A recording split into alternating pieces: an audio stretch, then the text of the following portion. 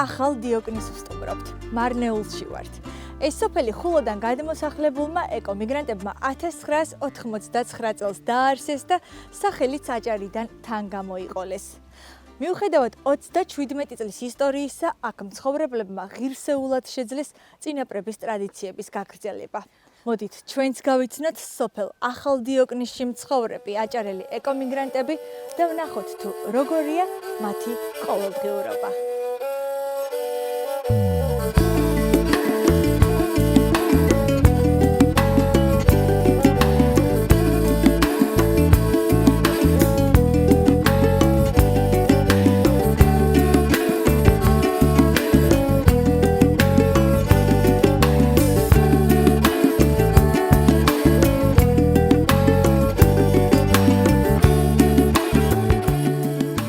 ახალი დიოკნისი თბილისიდან ავტომობილით 1 საათის სავალგზაზე მდებარეობს და მარნეულიდან 4 კილომეტრით არის დაშორებული.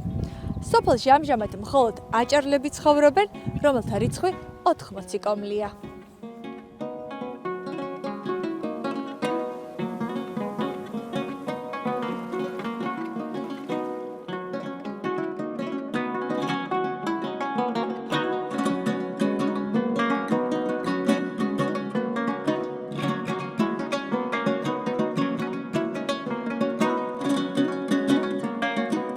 სოფელი ახალი დიოკნისი დაარსდა 1999 წელს.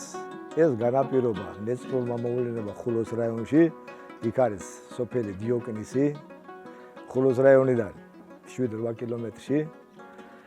და სოფელი დაარსა ძირითადი ფუძემდებლები იყვნენ ავთანდილ ძირკვაზე, გურამ ძირკვაზე და ემზარ ძირკვაზე. ეგ მოხდა შემდეგნაირად, რომ პირველ რიგში მარნეულის რაიონმა გამოყო ტერიტორია აჭარლებისთვის. ეკოემიგრანტებისთვის, როგორც თქვათ, იყო შაუმიანის ტერიტორია, ეხლანდელი სოფელი ხიხანი. მაგრამ ისე მოხდა, რომ ამ ხიხანში ჩვენ დიოკნისის მაშინ კოლმეურნეობა იყო, დიოკნისის კოლმეურნეობა და რაღაცნაირად არ მოგვიწია იმ სოფელში ჩასახლება. რაღაც მიზეზების გამო. ამის შემდეგ ეს სამი პიროვნება წამოვიდნენ, რომ რაღაც მარნეულის რაიონში ჩვენი სოფლისთვის მიწის გამოყოფის თაობაზე და წავიდა ამ ტერიტორიის მოძიება თუ სად შეიძლებოდა ჩასახლება. მაშინ იყო ჯონდო მეურნეობის დირექტორი იმნაძე. მივიდნენ პატივცემულ ჯონდოსთან და სთხოვესო თუ შეიძლებოდა სადმე გამოყოფილიყო მიწა ჩვენი სოფლისთვის. გამოყეს ეს ტერიტორია. თვითონ არც მეურნეობა აღარ წავიდა წინააღმდეგი და ამის შემდეგ დაპროექტა და წავიდა სოფლის მშენებლობა. 99-90 წლებში მიმდინარეობდა მშენებლობა, მერე დამოუკიდებლობის შემდეგ, როცა ეს კომუნისტური პარტია და ეს ყველაფერი დაიშალა, 92 წლიდან მანამდე 2 წელი ცხოვრობდა ის იყო დაბა შულავერი, კორპუსები იყო და იქ ცხოვრობდა ჩვენი მოსახლეობა. 92 წლის შემდეგ მე გადმოვედით ამ სოფელში, ჩაუყარეთ საფუძველი ამ სოფელს. იმ დროს არც შუქი იყო, არც წყალი იყო, არც რაღაცა იყო, მაგრამ რომ შეგვენარჩუნებინა სოფელი, ესე იგი რამოდენიმე ოჯახმა შულავერის კორპუსებიდან გადმოვედით, დავიწყეთ აქ ცხოვრება. რაც შეეხება სახელის დარქმევა სოფლის, რომ ახალი დიოკნისი რატო დაერქმა, ამაში დიდი წვლილი მიუძღვის კიდე ას განსვენებელს გიორგი საგინაძეს, მაშინ სკოლის დირექტორი იყო, რომელმაც დიოკნისში სკოლა დაარსა. გიორგი საგინაძე მარნეულიდან, გამგეობიდან ავიღეთ მიმართვა, ჩავედით თბილისში სოფლის სახელი რომ დაგვერქმია. და ისე მოხდა, რომ იქაც არ უნდათ, რომ ახალი გამეორებულიყო და უნდათ სხვა სოფელი დაერქვათ. მაგრამ ისე მოხდა, რომ ამ ადგილს არ ქონდა არავითარი სხვა სახელი, მერე პლუს ამას იქ დიოკნისის სახელები რაღაცა მოიძიეს და რაღაც ვერ შევჯერდით და მერე ითქვა, რომ იყოს ახალი დიოკნისიო და დაერქვა ახალი დიოკნისი. ეს არის საპატივცემულოდ იმ ძველი დიოკნისისა, ხულოს რაიონისა, საიდანაც ჩვენ აქ ჩამოვსახლეთ.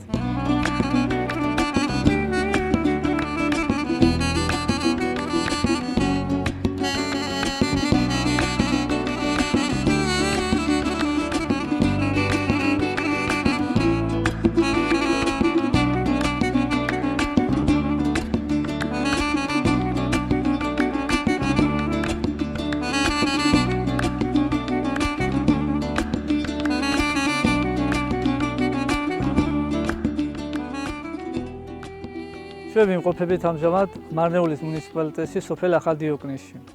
სოფელი დაარსდა 1999 წელს ძირითადად დიოკნისის თემიდან გადმოსახლებული მოსახლეობით. კერძო დიოკნისიდან, სოფელ მანიაკეთიდან, ტაბახმელიდან, ჯვარიქეთიდან და რამდენიმე ოჯახი არის სოფელი რიყეთიდან. უდიდესი გაჭირვებით განვლეს მოსახლეობამ ეს წლები, იმიტომ რომ არ იყო წყალი, არ იყო შუქი, არ იყო გზა, რამდენიმე კილომეტრიდან ეზიდებოდნენ წყალს საარსებოდ. რა თქმა უნდა, ამასთან ერთად არ იყო სკოლა.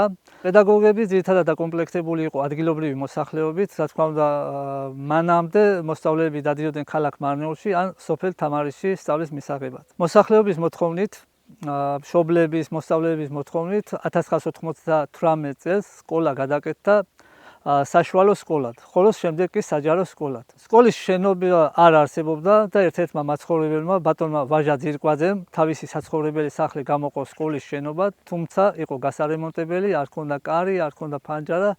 მოსახლეობამ თავისი ხარჯებით ჩასვა ფანჯრები, კარები და მიმდინარეობდა სასწავლო პროცესის ჩვეულა. დღეს უკვე გვაქვს უნიკალური სკოლის შენობა, საჯარო სკოლა, სადაც ქართველი და აზერბაიჯანელი ბავშვები სწავლობენ ერთად. აზერბაიჯანელები მთავარია სწავლობენ ქართულ ენას.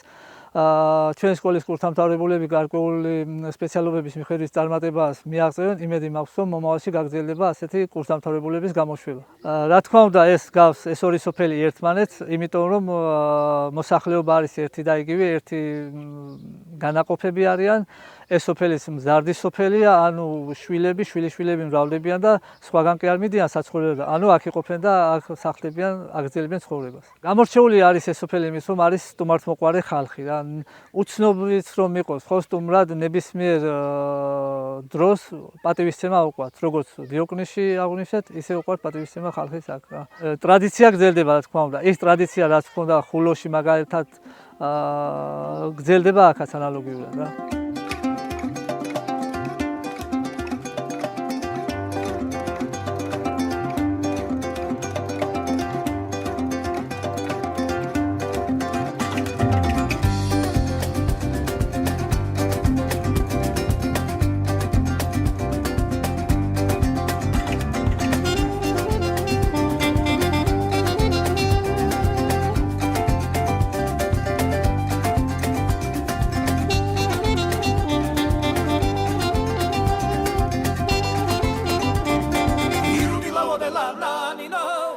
მარნეულში მდებარე სოფელ ახალ დიოკნისში პირველი სკოლა 1993 წელს გაიხსნა. თავიდან სკოლა იყო დაწყებითი, შემდეგ საშუალო, ამჟამად კი ეს შენობა საჯარო სკოლის სტატუსს ატარებს. როგორც ხედავთ, ჩვენ საკმაოდ კარგ პერიოდში ჩამოვედით. მარნეულში ბავშვები სკოლას ასრულებენ და ძალიან ლამაზი ცერემონია აქვს. მოდი ერთად წავიდეთ და გავიცნოთ ეს ძალიან ნიჭიერი ბავშვები. გამარჯობათ ბავშვებო, გილოცავთ. მეოთხე კლასი დაასრულეთ, ხო? რა მაგარია. ძალიან კარგი ზეიმი გაქვთ და მომწონს ეს ფორმებით, როგორი ლამაზები არიან. მადლობა. რა შვებით, როგორ ხართ? როგორც ვიცი, 1993 წელს გაიხსნა სკოლა პირველად, თუმცა მას შემდეგ ბევრი ეტაპი გაიარა. იყო დაწყებითი, საშუალო, ახლა უკვე არის საჯარო და აი რომ გვიამბოთ სკოლის პატარა ისტორია და ამჟამად რამდენი მოსწავლე სწავლობს. ვილოცავ ყველა ბავშვს სკოლის დასრულებას, წარმატებებს უსურვებ მათ მომავალ გზაზე და უამრავ წინსვლას. ამ ეტაპზე ჩვენს სკოლაში, ახალი დიოკნისის საჯარო სკოლაში 296 მოსწავლე ირიცხება. აქედან უმრავლესობა 80% წარმოადგენს ეთნიკურად აზერბაიჯანელი მოსწავლეები. უყვართ ჩვენი სკოლა, გარემო და რა ვიცი, ძალიან დიდია სურვილი ჩვენთან სკოლაში სწავლის. სხვადასხვა სოფლებიდან მოდიან, სხვათა შორის ძალიან შორის სოფლებიდან, ასევე მარნეულიდანაც დადიან ბავშვები სკოლაში. თქვენ რამდენი ხანია რაც სკოლის დირექტორი ბრძანდებით და რამდენი პედაგოგი ყავთ? როგორ მიდის სასწავლო პროცესი სოფელ ახალ დიოკნისში? ახალ დიოკნისის საჯარო სკოლას ძალიან კარგი დირექტორი ჰყავდა ფუტკარაძე ნათია, რომელსაც ჯანმრთელობის მდგომარეობის გამო მოუწია დირექტორობაზე უარის თქმა. წელიწადნახევარია დირექტორის მოვალეობის შემსრულებლად ვარ მე ამ სკოლაში. ყავს ძალიან მაგარი პედაგოგები, 27 პედაგოგი ყავს ამ ეტაპზე. რა ვიცი, ვცდილობთ თითოეული ბავშვის ინტერესებს მოვერგოთ, გავითვალისწინოთ მათი აზრები და ასე ვმუშაობთ გემრიელად. დარწმუნებული ვარ თქვენ ისე მონდომებით და სიყვარულით შრომობთ, რომ შედეგი აუცილებლად გექნებათ საუკეთესო. იმედი გვაქვს. მე აქ ფოტოები შევნიშნე. ეს არის დამამთავრებელი ალბათ სტენდზე გამოკრული ბავშვების ფოტოები, ხო? რა კარგი მოფიქრება, ალბათ თქვენ მოიფიქრეთ. ძალიან კარგია. ალბათ როგორები იყვნენ თავიდან? პირველ დღეს სკოლაში, კი ბატონო. პირველი კლასი. და ეხლა უკვე მეოთხე კლასი დაასრულეს, ბავშვებმა გადავიდნენ მეხუთე კლასში და ცხოვრების ახალ ეტაპს იწყებენ. დიახ, წარმატებებს უსურვებთ მათ ამ ძალიან საინტერესო და კარგ ეტაპს.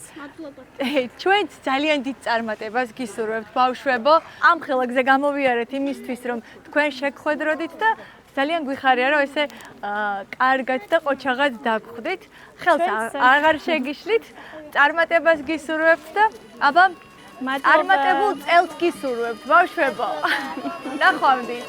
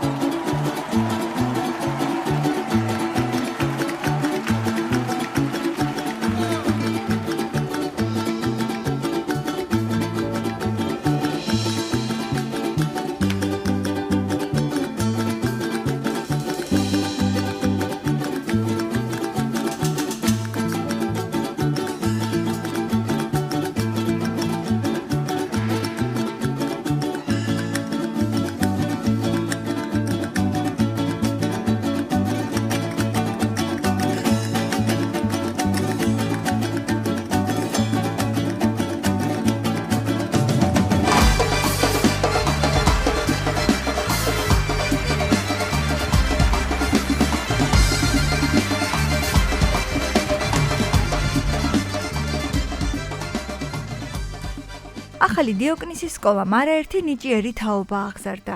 აქაური ახალგაზრდები დღეს სხვადასხვა უნივერსიტეტებში სწავლობენ. ბევრიც შემოქმედებითი საქმიანობით არის დაკავებული. ქეთი კოჩალიძე არის ერთ-ერთი ახალგაზრდა პოეტი, რომელიც ლექსებს ბავშვობიდან წერს. მან ერთ-ერთი ლექსი ჩვენს გადაცემას მიუძღვნა, რასაც რა თქმა უნდა გულგრილს ვერ ჩაუვლიდით. ქეთი გამარჯობა. როგორ ხარ? კარგად.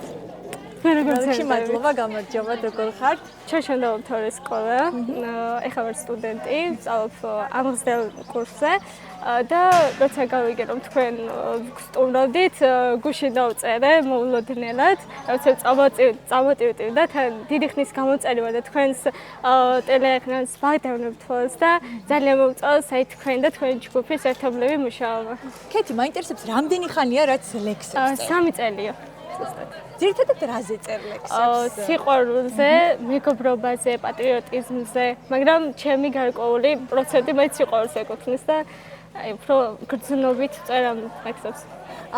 მაყურებელს რომ უთხრა, რატომ გიყვარს ჩვენი გადაცემა და რამ გადაგაწყვეტინა ლექსის დაწერა? იმერიქში შენ მიყვარ ხარისძე და ხარ აი პროფესიონალი. მეც აი ბავშვობიდან ლოცემ რომ გავხდე ჟურნალისტი და ეხაც ბრძოლობ რომ როგორმე მაგარხით წავიდე და ჩემ გამოგივა. დიახ და აი თქვენ ხართ აი მაგალითი იმისა რომ როგორი უნდა იყოს აი გურწრფელი და შრომის მოყვარე ჟურნალისტი რომ გამოვიდეს კარგი კადრი და მაყურებელს შეაყვაროს თავი. მოკლედ ამაზე კარგი შეფასება მე დიდი ხანია არ მომისმენია და ყველაზე მართალი შეფასება და წრფელი ემოციები არის ჩემთვის უმნიშვნელოვანი და 13 წელია სწორედ ამიტომ ვაკეთებ ამ გადაცემას ჩემს უძვირფასეს ოპერატორებთან ერთად. აბა წაგვიკითხე ლექსი და ვაზიაროთ ჩვენი მაყურებელი შენს საოცარ ლექსს. აჭარის მთებს რომ გადმოდგამს ამღერდებიან თანია მზეც გამოანათებს დარითა რომ ჩვენი გოგო გზაშია სოფლიდან სოფელში დადის გზებს სიყვარულით კვეთს ყველა სიხარულით ხვდება სითბოს და ღიმილს თეს უყვართ მისი ეშხი გულწრფელი რომ ხარიათ ნათია ჩიტებსაც იცნეს გაიგეს გულით სუფთა წფელია გზად შეაბიჯებს რწმენითა რომლის ყურებაც არ მოგბეზრდება ნათია ჩანთით სოფლისკენ მართება. ძალიან დიდი მადლობა. მადლობა. უღრმესი მადლობა სიყვარულისთვის პირველ რიგში და იმისთვის რომ დაგვითმეთ რომ ხართ ჩვენი ერთგული მაყურებელი გამომწერი და მე მინდა რომ უდიდესი წარმატება გისურვო. აუცილებლად გამოეცი საკუთარი კრებული და არასდროს გაჩერდე. გახსოვდეს რომ შრომას ყოველთვის აქვს ფასი. მადლობა დენი.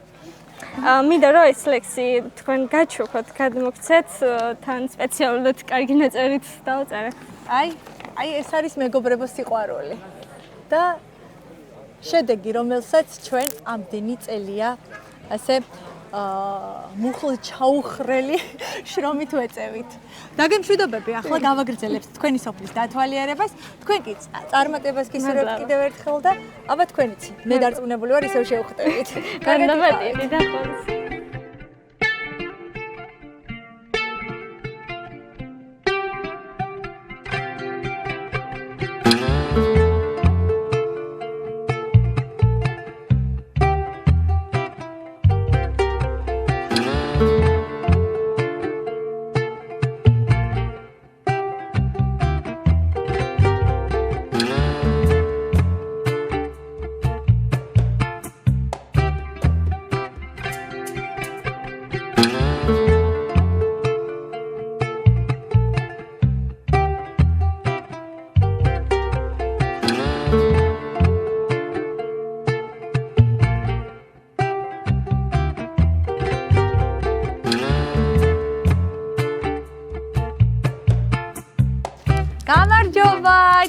გაგიმარჯოთ, მობრძანდით და როგორ ძალდები? რა ვიცი, კარგად, თქვენ როგორ ხართ, გაიხარეთ, გესტუმრეთ მარნეულში და ძალიან კარგად ვარ. ძალიან გაგვიხარდა და ძალიან კმაყოფილი ვარ თქვენი სტუმრობით. მეც კმაყოფილი ვარ, რომ ამდენ მშრომელ და ძალიან გამორჩეულ აჭარელს ვხედავ ამ დიდი მადლობა, რომ თქვენაც გაგვიხსენეთ და მარნეულში ჩამობრძანდეთ ჩვენ დიოკნისში, ახალ დიოკნისში. აი ეს ძველი დიოკნისი ხომ ნახეთ გასულ წელს და გადავიღეთ და იქაც არაჩვეულებრივი ადამიანები გავიცანით და გავაცანით ჩვენს მაყურებელს, მაგრამ როცა გვითხრენ რომ როცა უკვე მოგვიყვენ რომ აქაც არსებობდა მეორე დიოკნისი, რომელსაც ახალი დიოკნისი დაარქვით, არ შეგვეძლო რომ არ წამოვსულიყავით და შესაბამისად გეზი თქვენსკენ ავიღეთ. ძალიან გაგვიხარდა, ძალიან კმაყოფილი ვარ თქვენი სტუმრობით. გაიხარით. ეხლა გითხარით რას აკეთებთ, ძალიან ბევრი ალუჩა ტყემალი დაგიკრეფიათ და როგორც მივხვდი აქ კარგად ხარობს. რა ვიცი, რა გითხრათ, ჩვენი ბიზნესი, ჩვენი შემოსავალი აი ეს არის. მართლა ხო? ხო, კი, ალუჩა კი დანარჩენიც გვაქვს ხეხილი ყველაფერი, მაგრამ ძირითადად ალუჩას ვაწარმოებთ. როდის დაიწყეთ ალუჩის წარმოება? ალუჩის წარმოება ჩვენ 99 წელში ჩამოვედით, რომ გავიგეთ რომ ეს რაღაც შედეგიანი იყო, მის მერე აი ამ საქმეზე ვარ ჩვენ. ნიადაგიც კარგია. კი, ნიადაგიც კარგია, ის თბილისთან ახლოს ვართ, გასავალიც კარგი აქვს სხვათა შორის და ვაწარმოებთ ალუჩას ძირითადად. ყოველ სეზონზე რამდენ კილოგრამს?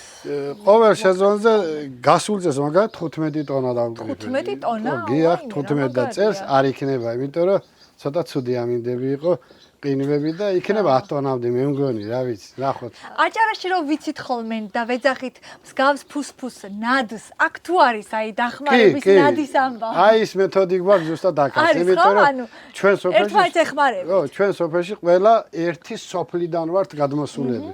და აი ძველ ტრადიციას არ დავკარგავთ მე. არ ღალატობთ. არ ვღალატებთ ხო ასე. ეხა აი ამ ამდენ ალუჩას იბარებენ სპეციალურად სადმე ქარხანაში თუ თქვენ მიგაქვთ და ყიდით? კი, ქარხანაც არსებობს მარნეულში. წელს არის ლარი 70 იბარებენ, მაგრამ მოდიან ხალხი ეზოში ვყიდით დაწყებული 4 ლარიდან, ზოგი 3 ლარი, კარგი 2.5-ზე ქვევით არ არსებობს. და თუ რამე მე ვერ მოასწარით დაკრეფა, მე ქარხანაში მიგვაქვს. რას აკეთებთ გარდა იმისა, რომ აი გაყიდით და შემოსავლის წყაროა? ხომ იტოვებთ იმდენს, რომ მაგალითად აკეთებთ გემრიელ ტყემალს, ალბათ არახსაც. რა თქმა უნდა, სახშიც ვამზადებთ, ტყემალს ვაკეთებთ, არახსაც ვხდით, იმიტომ რომ ეს ჩვენ შაქარს არ ვუმატებთ და გამოგვიდის ნატურალური არაღი. ძალიან ძვირფასი პროდუქტია ალუჩა. ეხლა მე უნდა გავსინჯო ეს ძვირფასი. კი, მიერთვიდე. ხილი, რომელიც მართლაც გამორჩეულია მარნეულში და ეხლა გაგიზიარებთ, რამდენად სწორად აქებენ ალუჩას. ძალიან გემრიელია. არც ისე მჟავია, როგორც მეგონა, აი მოლოდინი მქონდა რაღაცნაირი. ძალიან მომეწონა. ასე რომ თქვენ გემრიელი და ძალიან ესეთი ხორციანი ალუჩის დაგემოვნება გსურთ, აუცილებლად უნდა ჩამოხვიდეთ მარნეულში და ესტუმროთ სოფელ ახალ დიოკნის, იმიტომ რომ აქ აჭარლებს ძალიან გემრიელი და გამორჩეული ალუჩა გვაქვს. ძალიან გემრიელია. მე დარწმუნებული ვარ თქვენ წელს გექნებათ, აი არ ვიცი, ყველაფერს გაყიდით ალბათ და მეზობლებისგან დაისესხებთ შემდეგ ყამლისთვის აუცილებელ. მადლობთ. დაგემშვიდობებით, ეხლა დროს აღარ წაგართმევთ. მადლობა მინდა გადაგიხადოთ შრომისთვის. ამ ყველაფრისთვის, რასაც თქვენ ამ სოფელში აკეთებთ, რომ არ დაკარგეთ ტრადიციები, შეინარჩუნეთ ეს ყველაფერი და ასე ოჯახი ერთად ფუსფუსებს. თქვენაც დიდი მადლობა მობრძანებისათვის, გაგვიხსენეთ, ძალიან გაგვიხარდა თქვენი სტუმრობა მარნეულში. მადლობა თქვენ, გულთბილი დახვედრისთვის. გადაცემას უყურებთ და ძალიან გვაყოფილი. ძალიან გვაყოფილი ვარ ნათია თქვენი გადაცემითაც. მოგწონთ, ესე იგი ჩვენი გადაცემა და ხართ ჩვენი ერთგული მაყურებელი. რა თქმა უნდა. ჩვენ მინდა გითხრათ, რომ ყველგან მივალთ, სადაც ჩვენი მაყურებლები არიან, სადაც გველოდებიან და არ გვაბრკოლებს არც კილომეტრები, არც სიშორე და არც ცუდი ამინდები. მადლობთ. დაგემშვიდობებით, აბა გავაგრძელებ სოფლის დათვალიერებას. ნახვამდის.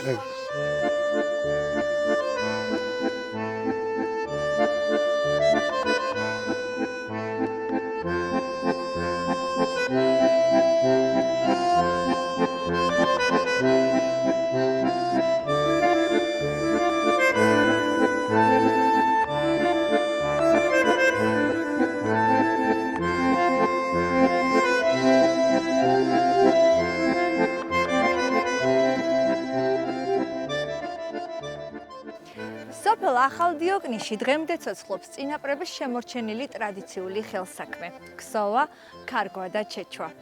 ეს არის ტრადიცია, რომელიც თაობიდან თაობას გადაეცემა და ქართული კულტურის მნიშვნელოვანი ნაწილია. მოგესალმებით, ქალბატონებო. როგორ ბრძანდებით? ვიცი, კარგად. ვახარებ თქვენი დანახვა. ძალიან დიდი მადლობა. მიხარია, რომ ასე ერთად შეიკრიბეთ და მომეცა შესაძლებლობა, რომ შეგხვედროდით, ასე ახლოს გამეცანით. რა შვრებით, როგორ ხართ, როგორ ცხოვრობთ სოფელში? პირველ რიგში. კარგად ვართ, ადრე იყო უბედურება და რაღაცა რა ვიცი, დაუვიწყარი ამბავები. რთული. ძალიან რთული. მე მრავალშვილიანი დედა ვარ. 6 შვილი მყავს.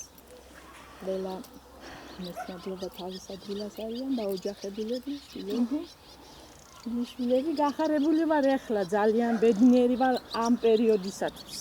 ახალ დიოკნისში როდის ჩამოხვედით საცხოვრებლად? ახალ დიოკნისში 1999 წელს. ანუ პირველი ჩამომსვლელი ხართ. ჯერ იქეთ კორპუსებში ცხოვრობდით. საერთოდ სოფელში, მერე გადმოვედით 2 წლის მერე აქ, ჩვენ სოფელში. სრულიად არაფერი რომ არ იყო ტრიალ მინდორზე დავიწყეთ ცხოვრება ერთი სიტყვით. წყალიც არ გქონდა რომ ზოგი დაგვილია. სახლები აშენებული იყო, ზოგი არა, ჩემი ვაფშე მარა, სხვისი სულ არა და რა ვიცი, ასე ნოლიდან დავიწყეთ ცხოვრება. თუმცა ნოლიდან დაწყებული ცხოვრება გააგრძელეთ, შეძელით რომ შეგექმნათ სოფელი და დღეს ძალიან ბედნიერად ცხოვრობთ და ინარჩუნებთ წინაპრების ხელსაქმეს. რას გსოვთ ახლა თქვენ? ახლა წინდებ გსოვთ ჩვენ. თქვენ ვინ გასწავლათ წინდის მოქსოვა? სად ცხოვრობდით? თქვენც ჩვენ დიოკნისში ცხოვრობდით, ღულტაში ვცხოვრობდით წარმოშობით და მე დიოკნისში გავთხოვდი და რა ვიცი, გავაგზელეთ წინდების გსოვა. ეხლა არ არის, მაგრამ მაინც ვაგზელებთ გსოვას. თავს ირთობთ. ხო, თავს ვირთობთ ნამდვილად. დიოკნისში სოფელი ღურტიდან როგორ გათხოვდით, რომ მოგვიყვეთ? როგორ გავთხოვდი და დიოკნისში ვსწავლობდი. ხო და ალბათ ბედი ჩემი იქ იყო რომ გავთხოვდი რა ვიცი. როგორ გარიგებით თუ შეგვიყვარდათ? გარიგებით, მაშინ შეყვარებით უფრო კი იყო როგორ არ იყო, მაგრამ მაინც მშობლები ვისაც მათ სურდა იმას მიგათხოვებდნენ. არ იყო ძალადობა ახლა რო არის რომ მაგალითად არ ეკითხება მშობელს და მშობელი ეკითხება რომ საწავიდეს. და ჩვენ დროში მაგი არ იყო. ანუ მშობელი წყვეტდა. მშობელი წყვეტდა ჩვენს იმას. ზითში რა წაიღე თუ გახსოვს? აი წინდები თუ მოქსოვე და წინდები ძალიან ბევრი წინდები, ესე იგი საჩუქრებად სახლის ვინც სახში იყო, ყველასთვის უნდა პატივი გეცა წინდებით. აი როგორი იყო, აი რამდენი წყვილი წინდა უნდა წაგიღო, თუ იყო ფერებს შორის განსხვავება? კი, იყო ახლა ახალებისა უფრო ჭრელი წინდები იყო, მუხუცებისა უფრო იყო, უფრო მეტად თეთრი წინდები იყო. ჭრელი წინდები ახალგაზრდებისთვის, დედამთილისთვის განსაკუთრებით. თქვენ როგორ გათხოვდით და საიდან გათხოვდით დიოკნისში? ჩვენ ბეღლეთ ცხოვრობდით და იქიდან გავთხოვდით დიოკნისში, ჩვენც გარიგებით გავთხოვდით. შემდეგ მეუღლე როგორ შეძელით შეგუება, მოგეწონათ? კი, როგორ არა. დღემდე ერთად ვართ, ვაგრძელებთ ცხოვრება, შვილები გვყავს, რა ვიცი, შვილიშვილები გვყავს და ვართ. ცხოვრობთ კარგად. როგორ იყო ძველად რძლობა? რა გვევალებოდა დილას ადრე უნდა ამდგარიყავი. რა ვიცი, საჭმელი გაკეთებია, დაგესუფთავებია, ყველაფერი რაც ბოსელი გქონდა, ბოსელში უნდა ჩასულიყავი, მოგეწველა. რა ვიცი, ყველაფერს ვაკეთებდით. ეხლა თავისუფლება არის მაინც. ახლანდელი გელინობა როგორია? ახლა პირიქით ემსახურებს და კაები არის არძლებიც, დედამთილებიც ყველაი, რა ვიცი. ახლა რას გსოვდა? ეს არის ულამაზესი ეგრეთ წოდებული დაროშკა, ნაქარგი, რომელსაც ძალიან დიდ მნიშვნელობას ანიჭებდნენ ძველად და ახლაც უკვე გახდა პოპულარული. ხო, ეს არის საკუნისისი, ბავშვის დაროშკა. რომ ბავშვს პირსახური გადაახურავდი, რომ დააწვენდია კვანში, დაიძინებდა, რა ვიცია. ვინ გასწავლათ თქვენ ამის? ბავშვობიდან ვაკეთებდით, დედამიცოდა ქარგვა, ქსოვა, ყველაფერი და ვისწავლეთ დედიდან, ბავშვობიდან. თქვენ თუ გახსოვთ მზითვში რა წაიღეთ? მზითვში წავიღეთ ბევრი დაროშკები, ეს ნაქარგები. წინდები. ხო, წესი იყო და ვეშიც ყველაფერი. სადილი თუ მოიტანეთ? კი. აი ბაკლავის ტრადიცია თუ იყო თქვენ დროს? იყო მაშინ იყო ტრადიციაც იყო, ბაკლავაც იყო, შაქარლამაც იყო. იმიტომ აუცილებელი იყო, რომ ესე იგი, როგორც სახლიდან შვილი გადის და მისი სადილი აუცილებელი იყო. დღეს კიდე დღეს მოდის მაგი ტრადიცია. არ კარგავს ეს ტრადიცია აქტუალობას და არც მივიწყებას არ მიეცა. მე როგორც ვიცი, როგორც სოფელში, ასევე ქალაქში, ეს არის ძალიან მნიშვნელოვანი ტრადიცია აჭარლებისთვის.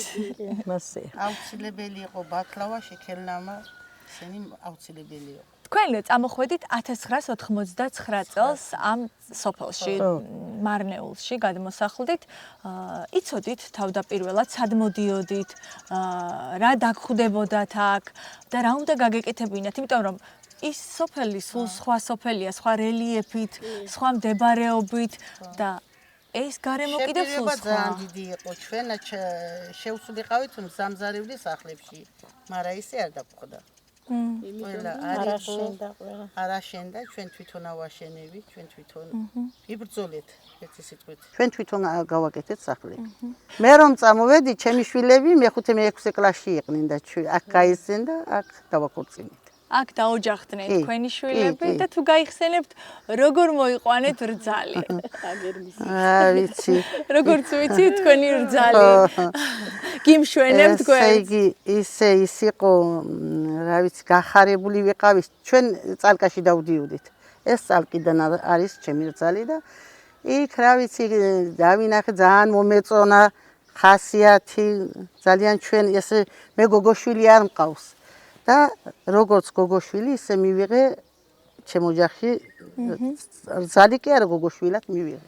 ნიშნულოვანი დღეს კიდე 20 წელია ნონა 20 წელი ერთად ვართ ძალიან შეხმატკბილებული ვარ ძალიან რა ვიცი ამას ვიცი რომ უყვარს ჩემი ერთმანეთს ძალიან პატივისცემთ. ნონა შენ მოგვიყევი აბა როგორ გათხოვდი რამდენი წლის იყავი და როგორი იყო შენ დროს შენ დროსაც გარიგება იყო თუ ნანახი ყავდა მანამდე თქვენი მეუღლე ნანახი მყავდა შორი ახლოდან მithვალთვალებდა ერთხელ ჩვენი შეხვედრაც ჰქონდა მე უკვე გარიგებით ანუ თანხმობა რო არ ყოფილიყო ჩემგან არ მოხდებოდა ეს ყველაფერი მაგრამ რატომღაც იმ დროს პატარა რო ვიყავი ალბათ იმოქმედა იმანაც რომ მომთაბლა გადავწყვიტე გავთხოვდი ყოველთვის ვამბობ რომ ნაადრევი ქორწინება ყველაზე დიდი დანაშაულია მაგრამ თუ გაგიმართლა არა დღეს უკვე ამაყი ვარ მე მყავს 5 შვილი უფროსი შვილი არის 19 წლის არის ჩემი თანამოაზრე ჩემი მეგობარი, ჩემი დაქალი ვარ ვიცი. აი მარტო ამისთვის არ ვარ უკმაყოფილო, რომ მაქვს ძალიან ბედნიერი ოჯახი. შენ დროს რა იყო მზითში რა უნდა მოგეტანა და როგორ განვითარდა ეს პროცესები? ჩემ დროსაც იყო, რომ მე მახსოვს დედამ წინდები მოაქსოვინა, პირსახოცები ჩადო და საროჭკები იყო. ხო, კი. მამამთილისთვის კი მაზლებისთვის დედამთილისთვის ან ოჯახის წევრებისთვის და რა თქმა უნდა როგორც ტრადიციიდან გამომდინარე სადილიც მქონდა ავეჯიც მომიტანეს იმ დროისთვის და რა ვიცი ტრადიციას მივყვებით რამდენი წლის იყავი რო გათხოვდი 16 წლის იყავი 16 წლის გავთხოვდი გამათხოვეს ანუ მთლად ის არ იყო გავთხოვდი გამათხოვეს ესეთი რა თქმა უნდა შეიძლება უწოდოთ მე რომ მოვედი რიოკნიში ჩვენ დროში ძალიან რთული ერთძლობა იყო იმიტომ რთული ერთძლობა იყო რომ ყველაფერი უნდა გაგიკეთებიან ახლა როგორია ახლა ძალიან უკეთესია მე ძალიან მომწონს ახლანდელი ის დედამთილობაც და რძლობაც, იმიტომ რომ ხელს უწყობთ ერთმანეთში. ხო, დაისვენოს მაგალითად ეს თავის საქმეს გააკეთებს, მეც მაგალითად ჩემს საქმეს ვაკეთებ და ვარ შეხმატკბილებული, რა ვიცი. შენ რას ფიქრობ, აბა, როგორია ახლანდელი რძლობა და რა არის საჭირო რომ იყო კარგი რძალი?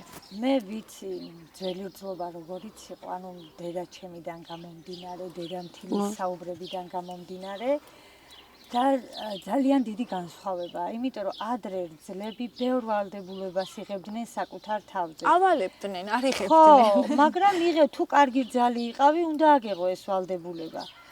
და დღევანდელი რძალდედამთილობა, ანუ პატივისცემა ყველა თაობაში აუცილებელია, უფროსზე პატივისცემა ეს პირველი, ეს არის ყველაზე მთავარი ურთიერთგაგება, მაგრამ დღეს არ ავალებენ, ანუ მე თუ ცალკე ცხოვრება მინდა და მარტო, ხო, რაღაც პერიოდი, არავითარ შემთხვევაში არ აქვს რძალს იმის შეზღუდვა, რომ არა, ჩემთან უნდა იყო და არ უნდა და არა, სრული თავისუფლება გვაქვს, ვაკეთოთ ის, რაც გვინდა. მიხარია, რომ ამდენი საღად და თანამედროვედ მოაზროვნე ქალბატონი ცხოვრობს სოფელ ახალ დიოკნისში. მიხარია, რომ შეგხვდით, გაგიცანით, მოვისმინეთ თქვენი ლამაზი და საინტერესო ისტორიები და მე მინდა თქვენ პირველ რიგში ჯანმრთელობა გისურვოთ, დიდხანს სიცოცხლე და ბევრი წარმატება და სიხარული თქვენს ოჯახებში. დაგემშვიდობებით აბა, წარმატებები და ყველაფერი კარგი მინდა გისურვოთ. კარგი დღე აბა. მადლობა თქვენ რომ ამ ხელაგზა გამოიარეთ და აჭარიდან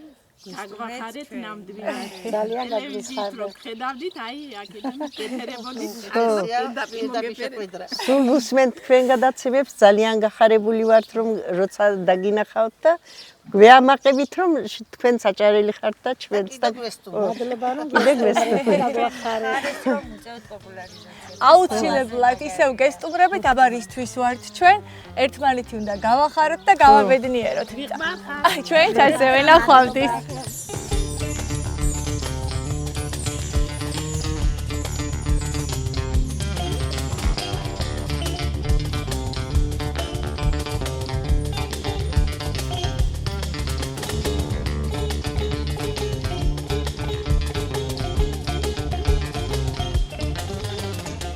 არაყის გამოხდა სოფლად მცხოვრები მამაკაცების საყვარელი პროცესია. აქ თითქმის ყველა ოჯახში ამზადებენ არაყს, რომელსაც მთელი წლის განმავლობაში აგემოვნებენ.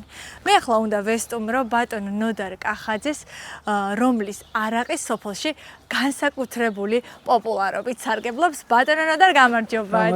როგორ ბრძანდებით? მადლობ, თავად როგორ ბრძანდებით? გაიხარეთ, უღრმესი მადლობა. რა ხდება სოფელ ახალ დიოკლისში, რას აკეთებთ? სოფლის მეურნეობა, რა თქმა უნდა, პირველ პლანზე დგას. მომგებიანია ყველა ოჯახისათვის. მეცხოველებასაც ვაწარმოებთ, რა თქმა უნდა.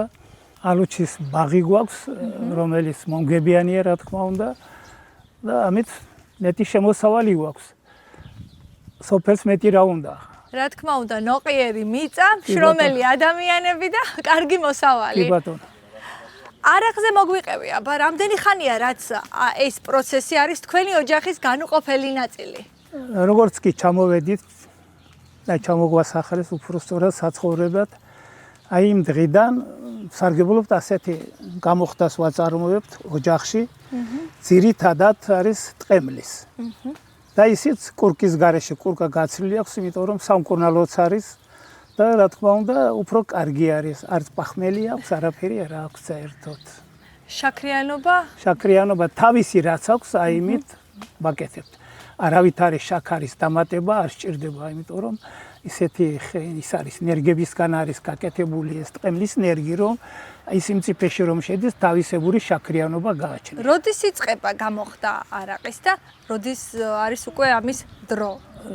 ერთი კვირის შემდეგ, როცა კასრებში ჩავყრით, დაუხუფავთ, უნდა იყოს ჰერმეტულად დახურული და შემდეგ როცა ის ჩაიძირება, ერთი კვირა დასჭირდა, აი მაქსიმუმით 15 დღე და მის შემდეგ აუცილებელია რომ დანაკარგი არ იყოს, გამოხდას ვიწყებთ. ასეთი აპარატებით. ეს არის თქვენი აპარატი. ესე იგი და რამდენ ლიტრ არაყს გამოხდით ხოლმე სეზონზე? ეხლა თუ არ გვიმტყუნა ხეხილმა წლის განმავლობაში სუფთა არაყი 40-50 100 ლიტრამდესაც არის.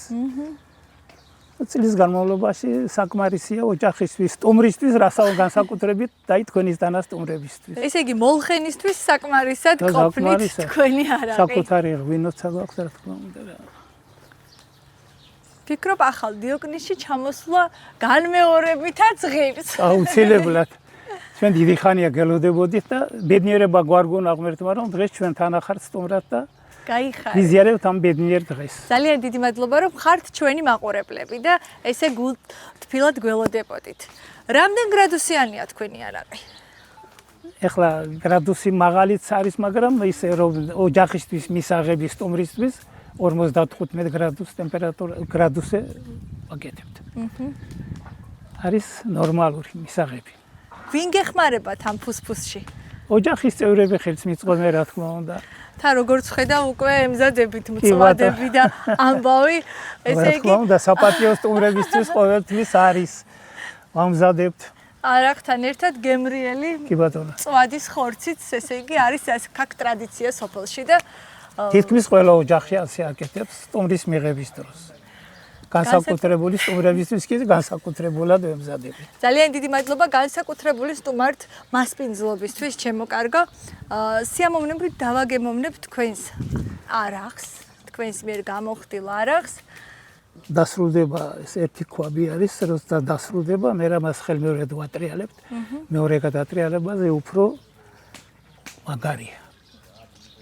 სოფელს დაგილოცავთ, რომელიც საკმაოდ ახალგაზრდა სოფელია, 36 წლის წინ დაიწყეთ აქ ცხოვრება და როგორც ვხედავთ, მართლაც, აი, არ ვიცი, ყველაფერი გაგიკეთებიათ იმისთვის, რომ სუყე, ძალიან სტუმართ მოყვარე და გამორჩეული მაცხოვრებლები ასე ერთად შეკრებილიყავით აქ და ვისურვებდი რომ ეს სოფელი უფრო გამრავლებული იყოს, გაფართოვებული იყოს და თქვენი წინაპრების ტრადიციები არასდროს დაგივიწყებინათ. არასდროს არ ვივიწყებ და არც დაივიწყება საერთოდ. დიდი მადლობა. გაუმარჯოს დიოკნისსაც და ახალ დიოკნისსაც ჩვენს საქართველოში. მადლობა დიდი, გაიხარეთ.